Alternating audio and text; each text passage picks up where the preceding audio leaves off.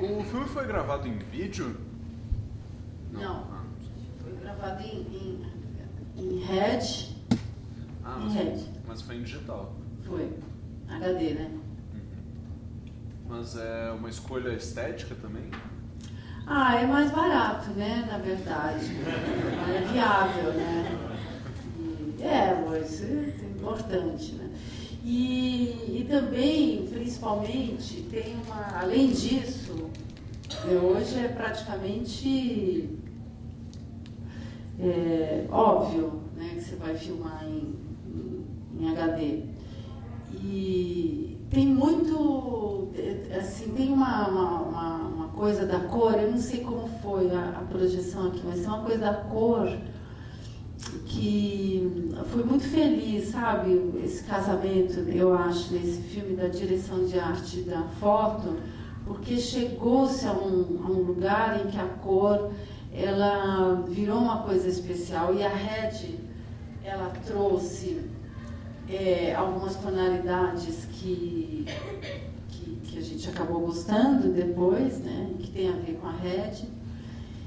E os estourados também, né, que o Jacó, eu acho que ele fez uma coisa que eu achei muito bacana na fotografia, né, porque a Vera, que é a diretora de arte, ela insistia muito nas texturas para a projeção, né, em usar as paredes, as formas, as caixas, como superfícies, né, para materializar aquelas imagens, né, que os personagens estão evocando. E o Jacó, ele usou essas superfícies, mas ele também, como ele lida com a correção de diafragma, ele usa a janela, né, como uma superfície de projeção. A própria... Isso tem muito a ver com a RED, né, com um uso que a gente, enfim, acabou explorando e que eu acabou gostando do resultado. Acho que também vale dizer que o filme está num estágio diferente ainda, ele não está tão próximo do lançamento. Então nós estamos sem uma cópia 35 por isso. Acho que essa pergunta tem a ver com isso também, né? Sobre a projeção. Nos outros filmes a gente viu 35. 35, a gente, inclusive, talvez não tenha 35. A gente tem uma 35 só, que foi feita... ela foi feita direto do HD para o 35, né, no método Cinevator, que é mais barato. E, enfim, talvez a gente não tenha mesmo o transfer. Ainda não temos o transfer. Precisamos ter um investimento aí que a gente ainda não teve dinheiro para isso. Ou seja, talvez ele só seja lançado em HD mesmo. Pode perguntar o microfone? É bem simples. É porque as pessoas precisam discutir depois. Eu só queria saber como é que foi feito o som na gravação, porque não tem muito ruído de rua, não tem nem ruído de rua, mas a locação, você queria entender.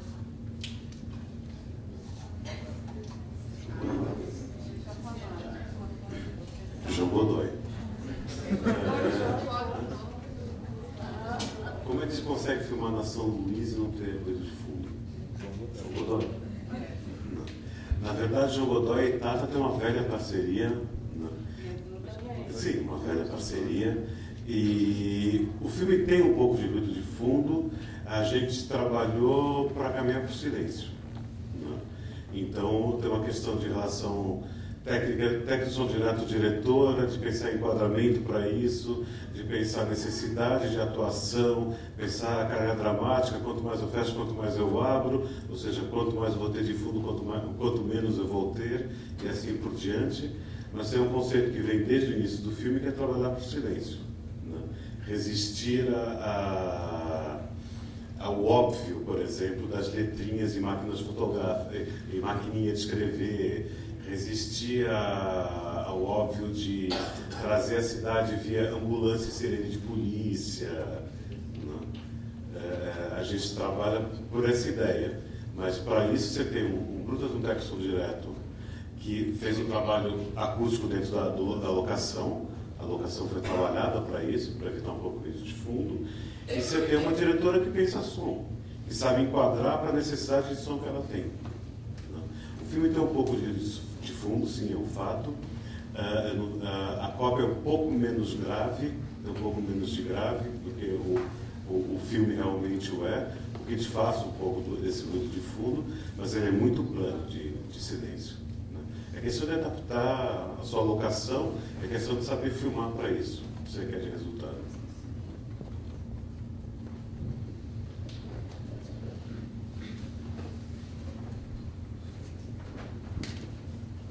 Boa noite. Primeiro, parabéns a todos. Eu queria perguntar para a Tata sobre A Dedicatória, que é um filme assim, com uma temática dessas, sobre ditadura e tal. Eu queria saber para quem é o filme, que diz no final. O filme é dedicado ao meu primeiro marido, Luiz Carlos Alves de Souza Filho, e pai da minha filha. Mas ele morreu, né? Mas não tem a ver com a história, assim, né, na verdade. É porque tem uma hora que o filme também fala de ausência, né? Então, mais por isso que é dedicado a ele. O segundo filme, aliás, que eu dedico a ele.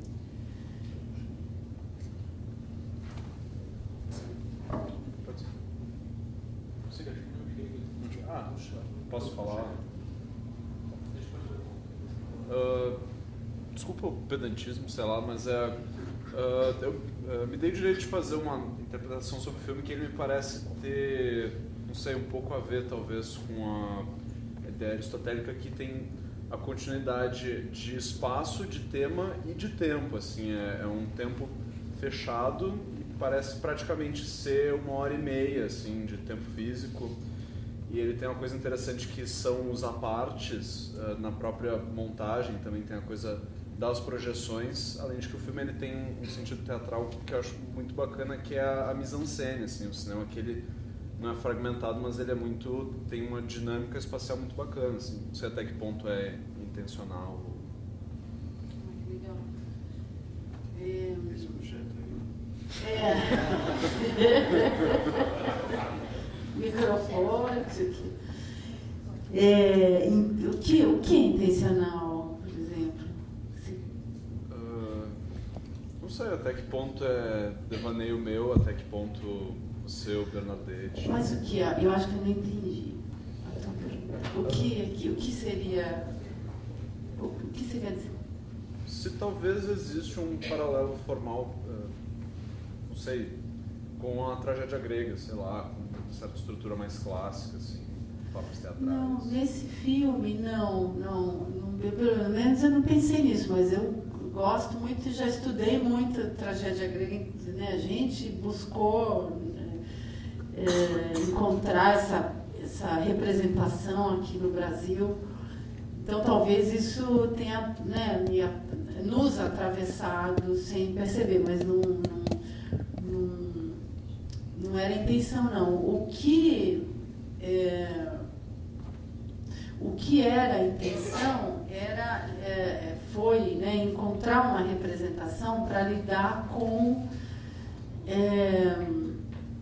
esse é um filme que fala sobre o passado sem nenhum flashback, né? Isso foi uma coisa buscada, né?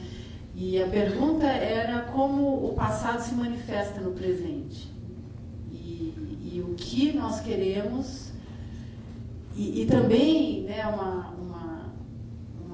uma ideia de que o passado ele existe em função do presente. Né? Você se lembra, você abre a gaveta que você precisa no momento, né? O que você quer no momento. Então, havia essa preocupação no filme, quer dizer, no projeto, né? De criar uma representação com o passado, né? Pessoas que são assombradas pelo passado e que têm que ir lá, trazer o passado para sua frente, resolver ali, tem um trabalho aí, né? De ir lá, mergulhar, trazer, iluminar, falar e despachar.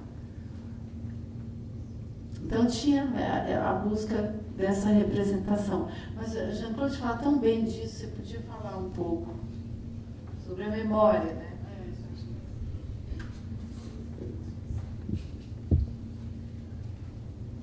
O que eu digo mesmo? Sobre a estrutura, sobre como...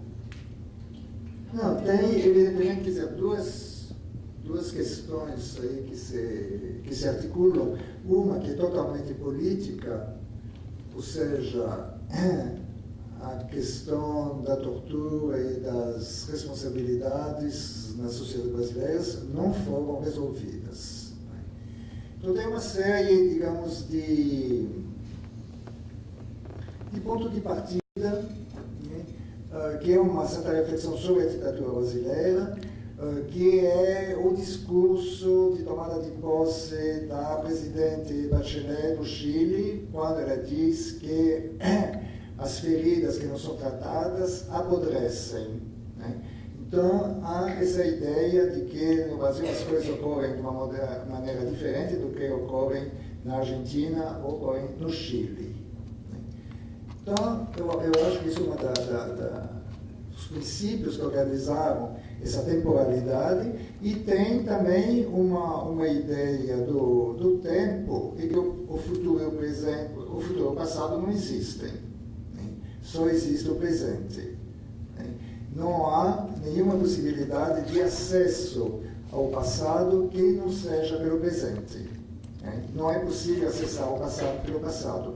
Isto, então, é uma outra fonte que o livro 11 de Santo Agostinho. Todo o tempo é baseado numa concepção do tempo de Santo Agostinho. E sem detalhar muito a noção de presente. Né? Quanto ao fato de que o filme se passa em um ambiente fechado, sim, né? Com uma escapada no meio, mas e o final, né?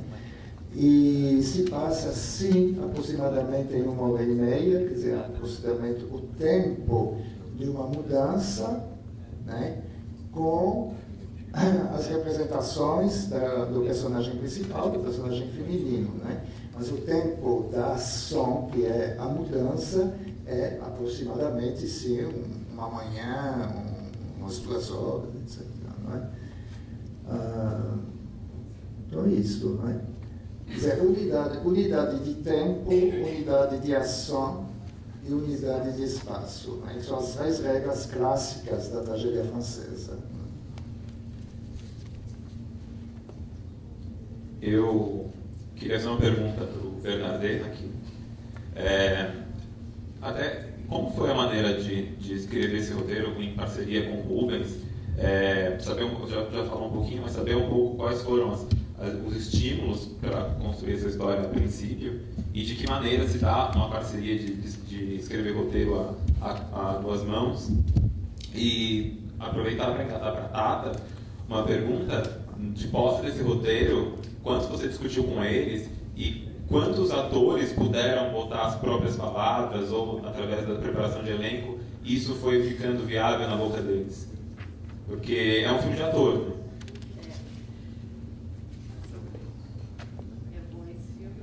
Bom, para te contar a história do filme, isso vai levar umas 2h30, não é? Só vou ter... Porque, inicialmente, essa história que vocês viram era apenas um pedaço de um outro filme, né? E todo um processo que levou 5 anos, mais ou menos, e com uma produtora, onde houve uma briga, uma separação. Enfim, a Tata vai contar isso melhor do que eu. Quanto ao trabalho com o Rubens, comecei a trabalhar com o Rubens depois de ter estabelecido com a Tata e o Roberto Moreira, que seria um outro diretor do filme, digamos, os parâmetros essenciais da dramaturgia do filme. Né? A partir desse momento, o Rubens entrou. Né? Quando começamos a trabalhar juntos, já tem um embasamento. E acontece que eu gosto muito de trabalhar com outras pessoas, eu acho que é possível. O Senhor de Estrelas foi escrito com o Roberto Moreira, com uma técnica um pouquinho diferente, mas eu acredito que é possível produzir a própria redação do texto a dois, conjuntamente. Para isto é necessário uma série de precauções, que mais ou menos eu diria da forma seguinte: os egos ficam do outro lado da porta, os egos não entram. É realmente necessário poder dizer: a tua ideia não me agrada, não é isto, mas se eu achar a minha ideia melhor do que a dele, não vamos para frente. Né? Então, as ideias têm que se construir pelo diálogo. Alguém fica no computador, no caso foi o Rubens, porque eu enxergo mal, não consigo digitar. Mas é uma experiência realmente extraordinária. E não só fizemos isso, como fizemos 2 peças de teatro, 2 traduções, e ficamos juntos na redação. Né? Revisões, fazemos tudo absolutamente junto. São sessões muito intensas de trabalho, não falamos sobre absolutamente nada que não seja o texto em elaboração, né?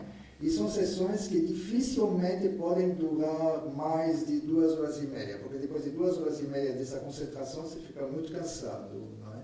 Ou no máximo depois vai ter uma revisão do texto de digitação, coisa desse tipo. Né? O Senhor de Estrelas, escrito por Roberto Moreira, foi escrito de uma forma um pouco diferente. Eu anotava manuscrito, o que decidíamos, diálogos, etc. E à noite eu passava ao computador e no dia seguinte aí líamos conjuntamente. Agora, com o Rubens, não, foi a própria produção da redação. Não é? E depois, bom, tem várias versões, a gente vai lendo. Né? Mas, para mim, foi muito importante e gosto muito desse trabalho, lido muito bem com o Rubens. E, afinal de contas, com essas 2 peças de teatro, é um filme que durou 5 anos, né? A gente faz anos que estamos trabalhando assim, uma super boa, e até programamos fazer outro filme juntos. Eu acrescentaria o seguinte: eu não estou dizendo isso exatamente à toa, não é? Porque eu acho que, não sei se vocês são alunos de cinema ou não, é? Mas no caso, nas escolas de cinema, o trabalho em colaboração é problemático. Né? E as rivalidades, competitividades entre os estudantes em geral são muito grandes. Então, pensar como trabalhar juntos, né, cada um com as suas particularidades ou especialidade de trabalho, dependendo da área do filme, etc., eu acho que refletir sobre como trabalhamos é importante.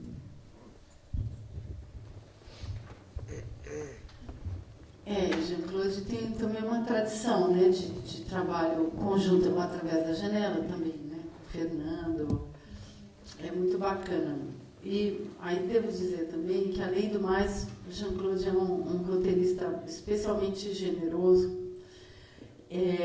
Esse filme, a história que eu acho que é dela, né, que você falou para eu contar, assim, ele começou com 2 histórias. Uma que eu iria dirigir, que é essa, e outra que o Roberto iria dirigir, que é a história baseada numa outra peça do Mário Viana, chamada Galeria Metrópolis. E quando a gente convidou o Jean-Claude e o Rubens para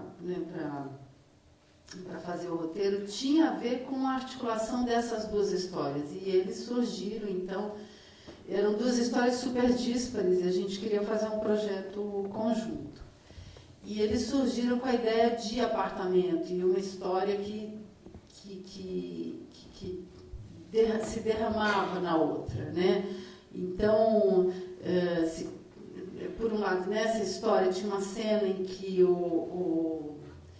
eles fazem a paródia do aparelho, né? Se escondem, uma cena que inclusive sobreviveu, né? Continuou no filme, eles se escondem, né? Das pessoas do apartamento em frente, imaginárias, né? Uma paródia mesmo. Aí corta. Na outra história, ele estava contando para a sobrinha o dia que a irmã dele, mãe da sobrinha, invadiu o quarto dele e encontrou revista de homem pelado. Então, né, eram aparelhos, eram situações especulares, que, né, às vezes se espelhavam, às vezes se contradiziam, mas que se complementavam de alguma forma. E isso durou 5 anos, né, várias versões, e finalmente, quando em dezembro de 2010 eu tive, porque, né, captar dinheiro, durou 5 anos porque eu não conseguia levantar dinheiro para fazer. Aí finalmente eu ganhei um prêmio que era um dinheiro à vista, que pude completar com os outros contratos, vamos fazer o orçamento metade do que era o planejado, e eu descobri, ao longo desses 5 anos, o projeto foi mudando, e eu não queria lidar com essas histórias de uma forma realista, né? Um apartamento que é um apartamento, a praça Dom José Gaspar, onde tem a Galeria Metrópole, enfim, em locação. A ideia das projeções, ela já estava me atravessando. E a ideia de um espaço não realista, enfim. E aí eu queria fazer o filme em estúdio com projeções. E as duas histórias, eu estava achando que estava ficando muito maluco isso tudo. Né? Estúdio, projeção, 2 histórias, enfim, a gente não estava conseguindo lidar. Então, em dezembro, dia 15 de dezembro, para filmar em fevereiro seguinte, eu falei, vamos uma história só que uma história só tinha 22 páginas, né, Jean-Claude? Sabe, a hora que você tira uma, 22 não sei, mas não tinha, né? Um filme aí, Jean-Claude Rubens, às vésperas do Natal, do peru, da viagem, né, escreveram algumas coisas ali, com muita boa vontade, mas que ainda também não davam o filme todo. E aí, não, então, vamos chamar outra pessoa. E chamamos o Felipe Scholl, incrível, e o Alexei Abib, que fazia o Doctor, e o Felipe escrevendo cena, e eu e a Rafa ali reunindo 3 vezes por semana. E aí saiu esse roteiro. E quando eles voltaram, né, das férias, já tinha ali alguma coisa para a gente conversar, e Rubens e Jean-Claude foram muito desapegados, generosos, e encararam ali, né, essa outra metade de história que foi muito louco mesmo. 5 anos eles ali lapidando, e de repente eu resolvo e muda tudo. Então não teve muito tempo para os atores. Eu tive uma semana de ensaio com os atores. Foi tudo muito, sabe? Tem roteiro e de repente filma. A gente estava filmando 4 de março. Eu olhei isso hoje por acaso, que eu tive que ver um contrato. E a gente teve pouquíssimo tempo. Mesmo o elenco veio quase que no fim, o tempo todo. Como eu tinha feito o Trago Comigo com o Richelli, eu pensava muito no Richelli e na Renata Sorrah. E aí o Richelli não pôde fazer, né? Ele estava com o filme dele. Então, eu mudei a idade também ali nesse momento, aí, entre dezembro e março. Mudei a idade dos personagens, aí surgiu a Denise e o César, então, e eles se apropriaram imediatamente. É claro que a gente eles foram fantásticos, né? O César e a Denise, de uma confiança cega, assim, numa diretora que falava, vamos aí, gente, sei lá, né? Estamos indo, eu sempre sou assim, sei lá onde vai dar. E tinha uma coisa também das memórias, né? Que eu queria que fossem ditos, os textos que fossem ditos no presente, porque com uma forma de evocação, de deixar clara mesmo, né, o trabalho sobre o passado que a gente estava fazendo, né? Eu abro a janela, eu vou até a janela, eu olho para baixo, né? Ela está apontando um eventual suicídio, né, um desejo de um suicídio dela que aconteceu no passado, e ela conta isso no presente. Isso, eu lembro que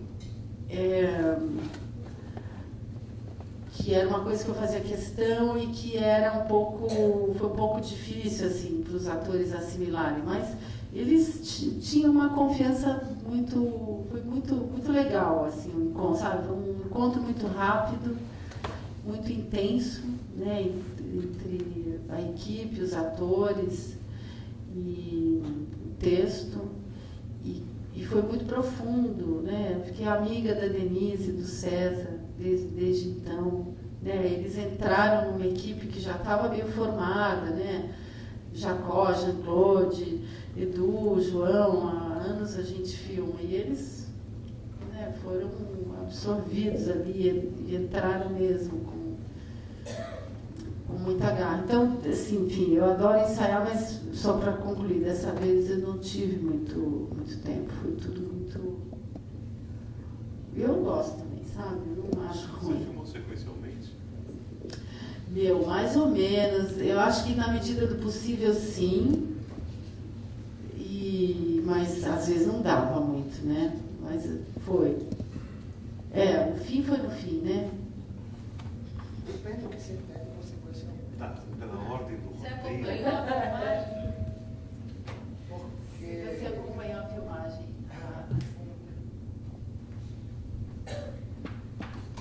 Com esses percalços todos que a Tata contou, e são só alguns, porque quando eu perguntei para ela em que versão do roteiro ela encontrou as cenas em que a Vera orienta os carregadores para uma outra direção que aqueles... Ela não foi capaz de me responder. Eu acho que essas cenas não existem. A última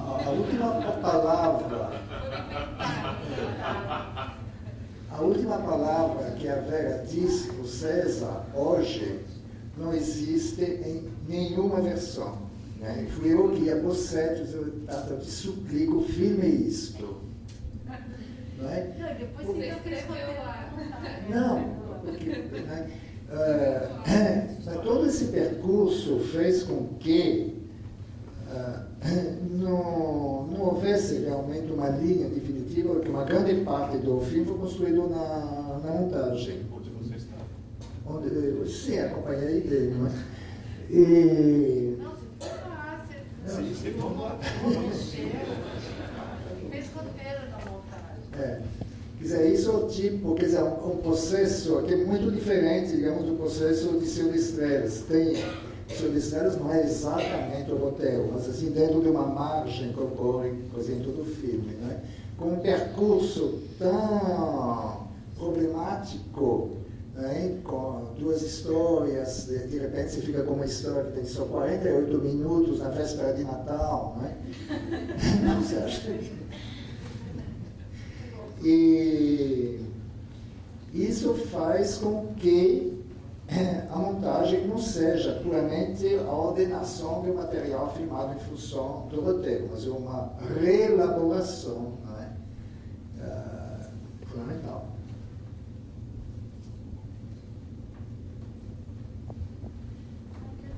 Ainda em relação a isso, está rendendo nesse assunto, mas é que realmente foi tão incrível, né, como tudo aconteceu, e eu lembrei agora da Vera, que a Vera falava assim, é incrível a tua confiança, ela falava para mim. Porque ia filmar, não tinha roteiro, não tinha ator, só sabia que ia filmar, com quem, não tinha locação, sabe? E eu estava ali super calma mesmo, achando que tudo ia acontecer, e aconteceu. Mas é que eu sinto muita segurança quando eu estou perto dele, sabe? Depois de um tempo, assim, eu sinto que, né, você tem uma equipe que você sempre trabalha, você conhece, você sabe que vai dar certo, né? Vai dar certo, não tem como. Então, é um conforto, né? Um conforto você... Eu acho que é só por isso também que eu me senti... que eu não sou porra louca, mas que eu me senti com...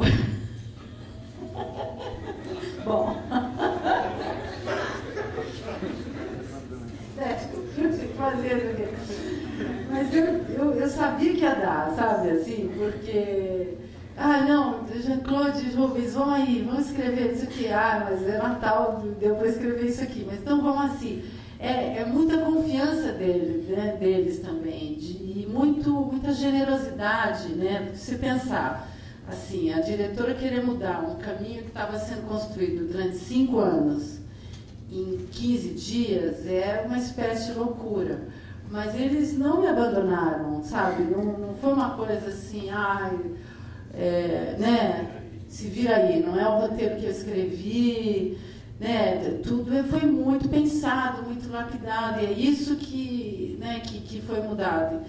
E nunca me abandonaram. Jean-Claude estava ali na montagem, né, do filme. E Rubens foi também, mas Jean-Claude ficou ali com a ideia. Então, voltando à ideia, né, de faculdade, né, de vocês que talvez estejam em faculdade, é muito legal você ter uma turma, sabe, que você confia, vai sair. Né? Se não é alguém, se não é o roteirista que dá ideia, é o diretor de arte, é o fotógrafo, é o técnico de som, é o editor de som, é o músico, alguém vai resolver o problema. Não precisa ser você, inclusive, né? Tem até a máxima do Edu e da Idê Antônia, né, que a Negrali,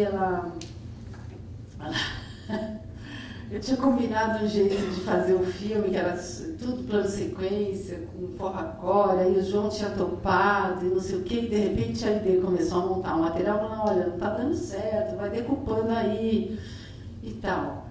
Aí um dia a gente estava lá na laje e esperando alguma coisa acontecer, eu não sei o que estava acontecendo no set, e estava a Negrali, né, e as meninas ali esperando. Aí o João, bravo para mim, falou, não foi isso que a gente combinou. Eu, João, é mesmo. A gente combinou que né, não ia decupar, e agora o som está todo descontínuo, o fundo, não sei o quê. Por que mudou? Aí eu virei para ele e falei, a Idê mandou. E ele ficou quieto, e eu também. E pronto, todo mundo obedeceu, encerrou o assunto. Aí, muito tempo depois, a Negrali conheceu, né, a Idê, aquela flor de pessoa.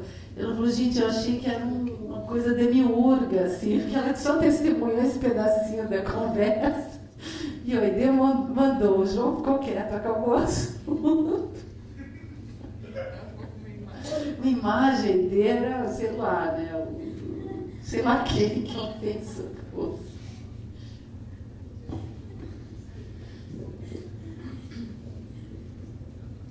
Deixa eu só fazer uma complementação para os autos, já que tem aquele treco ali. Só uma complementação para isso. O problema desse apartamento, primeiro, a gente tem um puta mixador muito bom no filme, que é o Zé Luiz Sasso, que deu um trampo desgraçado no som direto, para alinhar esse som direto. Segundo, o grande galho do som direto desse filme não é o apartamento, e sim as projeções. Porque tem projetor para tudo que é lado, fazendo barulho do cão, assim, de interferência gigantesca.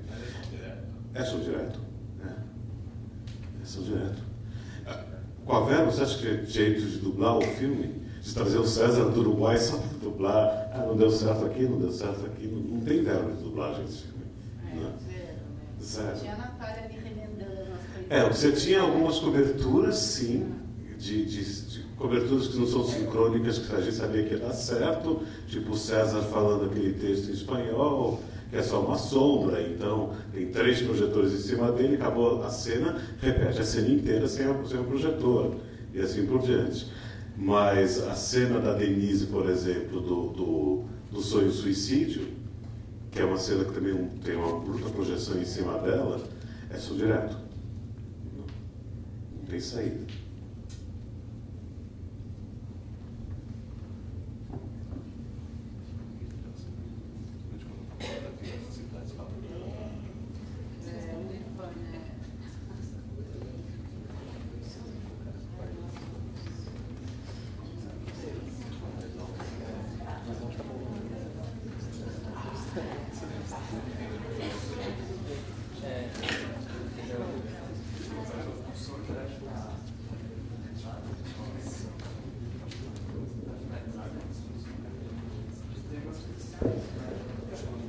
Acho que é parte disso.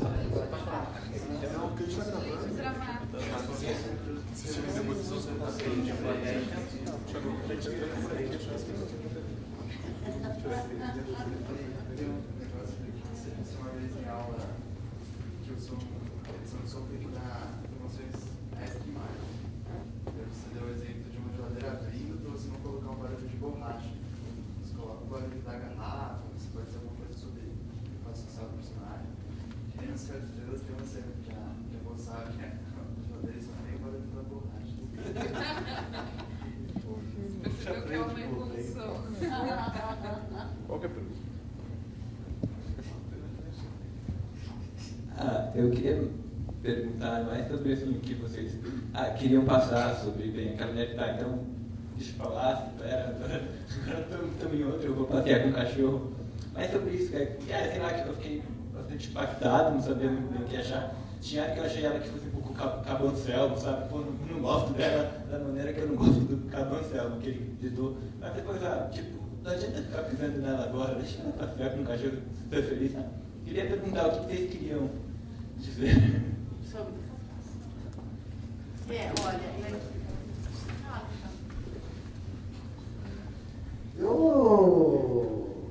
eu acho que precisa tomar muito cuidado com essa pergunta, o que vocês queriam dizer. Né? Porque isso supõe que o filme, seja qualquer filme, né, seja feito para ilustrar um pensamento. Havia uma possibilidade para acabar o filme dentro do apartamento. Essa montagem foi tentada, só que o plano não dava. Não dava um fim. O plano era fechado demais, não tinha duração, não tinha luz, não dava. Se tivesse dado, quem sabe, né? Se não, eventualmente não teríamos... mas não é que é uma questão de ilustração do pensamento prévio, né?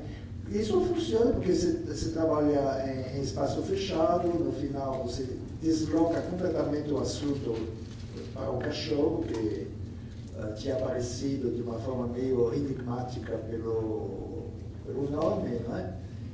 E da tensão, né? Você sai para uma coisa mais leve, né? Mas não uma significação específica de que a vida é cor-de-rosa.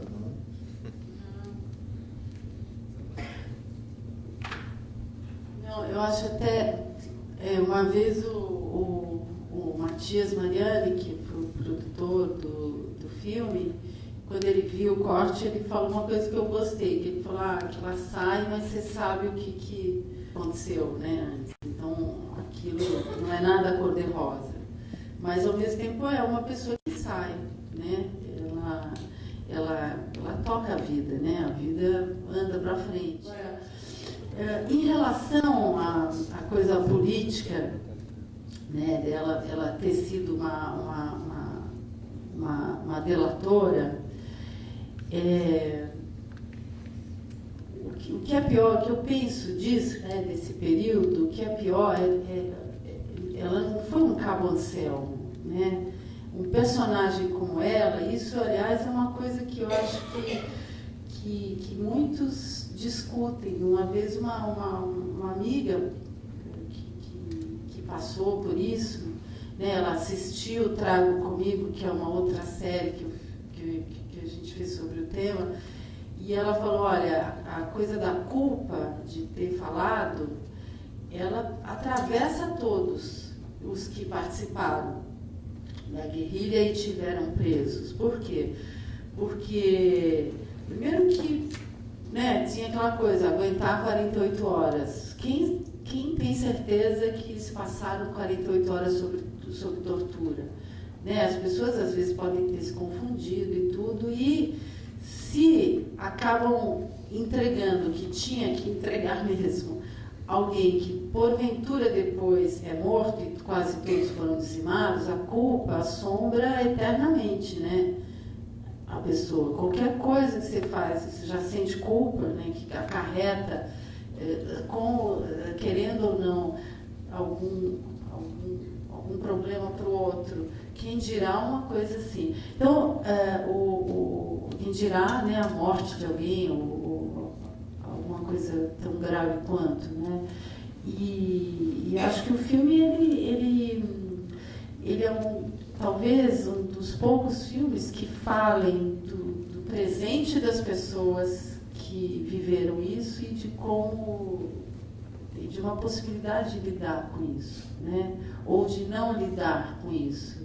No Trago Comigo, por exemplo, a gente entrevistou o Zé Genuíno e ele falou uma coisa que eu achei muito interessante, que ele falou: o pior não foram as pessoas que ficaram na cadeia depois da tortura, o pior foram as pessoas que saíram e tiveram que lidar com isso sozinha, porque quem ficou falando disso, né? E a Vera é um personagem que nitidamente ela, né, talvez ela tenha ficado com isso, ela tenha escondido.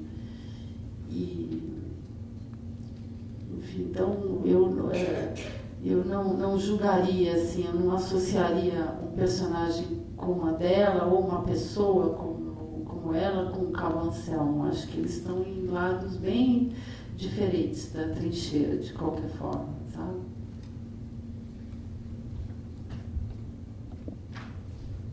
Eu queria acrescentar alguma coisa um pouco à margem do que disse a Tata perguntando. O Bernardo Kuczynski continua sendo professor aqui da ECA? Ele é professor? Ele é aposentado. É aposentado. Não, eu recomendo que leiam o K do Bernardo Kuczynski, que é um romance sobre o desaparecimento da irmã dele. E tem, eu acho um livro um pouco desigual, mas tem situações extremamente interessantes, e tem uma situação, várias páginas sobre uma situação igual à situação do filme. Ou seja, qual é o problema da indenização? E tem uma análise excelente do Bernardo, de tal forma que uma questão de Estado seja transformado numa culpabilidade familiar. Mandei o texto, o texto é posterior ao filme, ou pelo menos a publicação do texto, né? É uma pena, porque a gente podia ter usado se eu soubesse, mas eu tenho alguns momentos muito fortes nesse livro, e o trecho que eu mandei para a Tata, inclusive eu acho que com o lançamento do filme seria interessante falar com o Bernardo, né? Porque ele conseguiu condensar em poucas frases toda essa questão da culpabilidade familiar, como toda uma situação política, uma situação de Estado, de justiça, deságua numa culpabilidade familiar.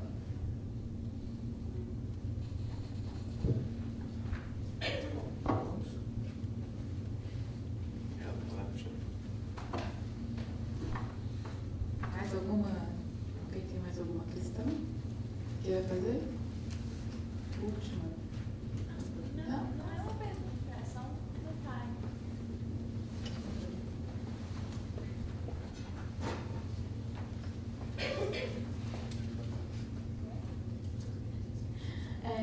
Primeiro, eu queria dizer que eu gostei bastante do filme. E, não é uma pergunta, é só um comentário. O que eu gostei do filme é que ele trouxe isso, tipo, você tem uma pessoa que delata, mas você... Eu acho que é muito difícil você separar uma pessoa que delata sobre tortura de uma pessoa que não delata. Eu acho que essa barreira é muito tênue do que você pode ou não fazer. Tipo, não preciso sobre tortura, mas eu acredito que isso é muito difícil. E o que eu acho bacana é colocar isso para as pessoas que ficaram. Que é, tipo, você convive com aquilo, mas que você tem que levar uma vida, porque senão você morre. E eu achei isso fantástico, eu gostei mesmo, eu achei bacana. Obrigada. Obrigada a todo mundo, obrigada a vocês pelo filme, que é muito...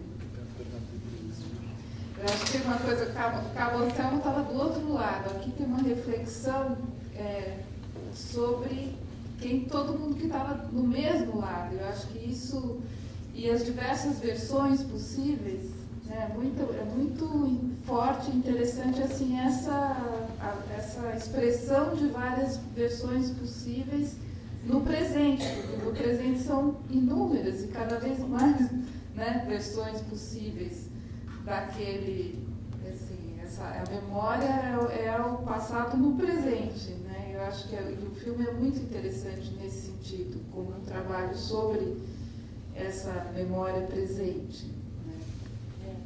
E acho que a coisa da cor e tal está ali nessa, enfim, ser um pouco cabotinho, mas enfim, eu acho que tem a ver. Eu acho que mandou bem, né? Mandou bem.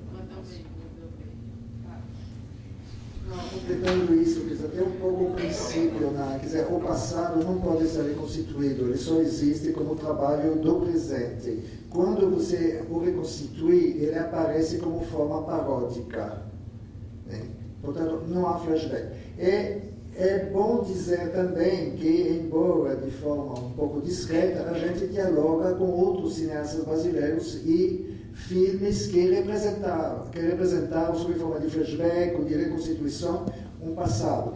Então, é evidente que na cinematografia brasileira tem várias abordagens possíveis desse passado ditatorial. Mas nós claramente fizemos uma opção, inclusive citando alguns filmes que eu não vou citar aqui, mas a gente se posicionou claramente, não tem flashback, não tem reconstituição, isso não é possível, o problema da ditadura é um problema presente.